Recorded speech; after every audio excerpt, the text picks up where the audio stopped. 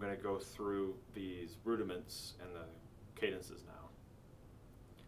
So a single stroke roll is at 130 beats per minute and played as 16th notes. So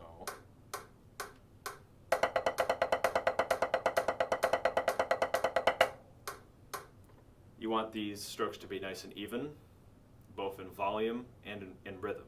If your single stroke roll sounds like this, then the rhythm is not even. In that case, in this case, the left is late. Here, the left is early. So really, just make sure it's dut dut dut dut dut dut dut dut. Okay? And then even in volume, that would be if it sounded like this. All right? See the different stick heights? All right? You want them to be the same stick height. And as long as you're using gravity and the bounce properly, it should be the same volume. Okay? And what'll happen a lot of times is the left hand will be a lot like lower in pitch, and especially if you're playing on a rubber surface like a drum pad. It's not as pronounced on an actual drum, but just check like where the fulcrum is. So you're probably holding it too far back or too far up. Just like with the right hand, like holding at the flag with traditional grip, is at the flag as well. Okay? Okay, and the double stroke roll, it's 200 beats per minute, played at 16th notes. Now the reason it's so fast is because I have it written as 16th notes, but I want it to be realistic to where we'll actually be playing double strokes. Okay?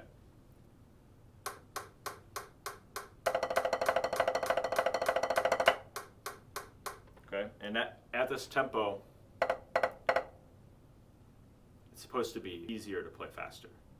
The reason we have double strokes is so that we can play faster by getting a 2-for-1 deal.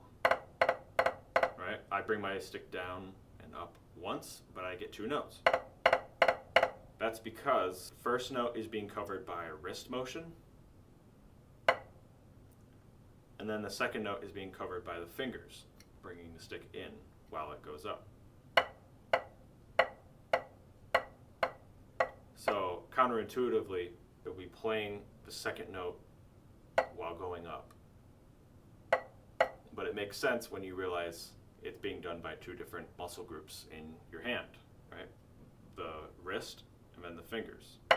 And the key to it is being able to do like this fast technique slowly. When you do that first wrist stroke, you need it to be open in your hand and the stick up so that you can then bring it home.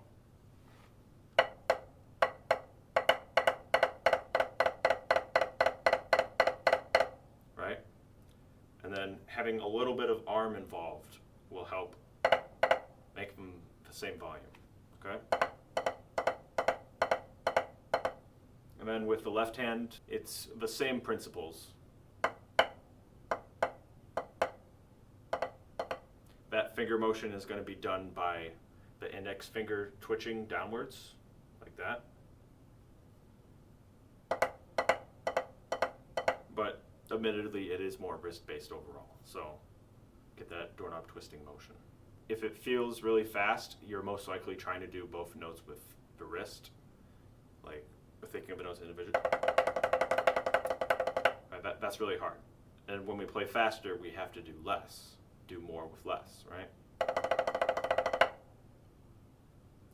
So that's how we do that. I went through the paradiddle already, but the big idea with paradiddles is that double gives the hand that's about to do an accent more time to lift so that it can be a bigger accent. Because especially on snare drum, it sounds the same theoretically as doing this.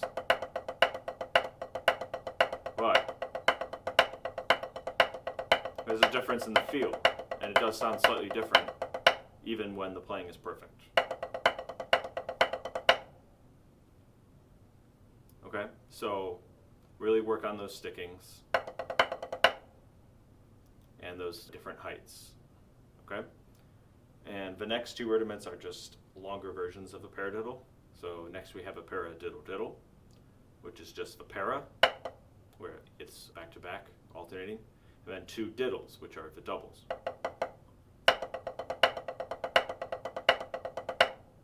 Okay? And it always ends up on the same hand it started with. So, bonus points at the audition if you can do it left-handed. Right? Then next is the double paradiddle. This one ends up on a different hand each time. And this one is two paras, right? Two paras, para, para, then one diddle. And you do it all again on the left.